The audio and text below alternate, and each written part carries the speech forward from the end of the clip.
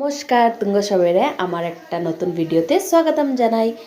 আমি একটা নতুন রেসিপি শেয়ার করুম তুঙ্গর লগে, তোমরা দেখতে থাকো। এখানে আমি নতুন রেসিপিটা পটল আর আলুর শেয়ার করুম, তার জন্য আমি পটল আর আলুটা নিয়ে আনিছি। এখানে তেলটা গরম হওয়ার পর পটল আর আলুটারে ভালো করে ভাজা নিমু। গরম তেলে পটল আর আলুটা দিয়া দিছি, তারপরে অল্প হলদি দিয়া দিমু আর অল্প লবণ দিয়া দিমু। লবণ আর হলদি দিয়া ভালো করে ভাজে লমু লাল লাল করে। তারপরে এখানে মশলার লেগে আমি নিছি বাদাম, টমেটো, কাঁচা লঙ্কা, আদা আর জিরার গুঁড়া এখানে পেস্ট করে নিছি মশলাটারে। তারপরে এখানে দেখতে পাচ্ছো ফড়নের লেগে আমি শুকনো মরিচ লইছি। শুকনো মরিচ নিয়ে শুকনো মরিচটা ভালো মতন ভাজা, তারপরে মশলাটা ভাজা নেবো। মশলাটা দিয়া দিতেছি। এই রেসিপিটা বহুত টেস্টি হয়, তোমরাও ট্রাই করে দেখো একবার।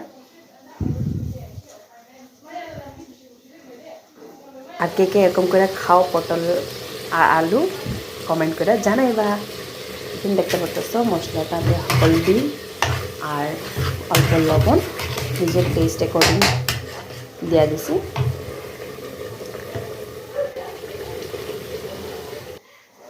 লবণ আর হলদি দেওয়ার পর মশলাটা ভালো করে ভাজা নিছি।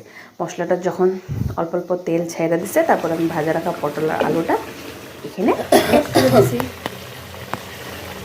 অ্যাড করার পর ভালো মতন মশলাটা মিলাই নিব, যাতে সব পটল আর আলুতে ভালো করে মশলাটা লাগবে যায়।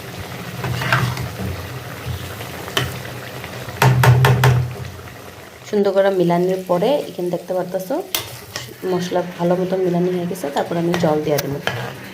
এরপর জল দিয়া 15 মিনিটের মতন ঢাকা রাখুন। ঢাকার পর 15 মিনিট পরে দেখুন দেখতে পাচ্ছি সুন্দর কালার আইছে।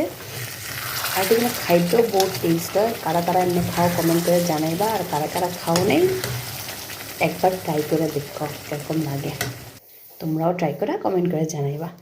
এটা আসলে নতুন রেসিপি। ভালো লাগলে ভিডিওটা লাইক কমেন্ট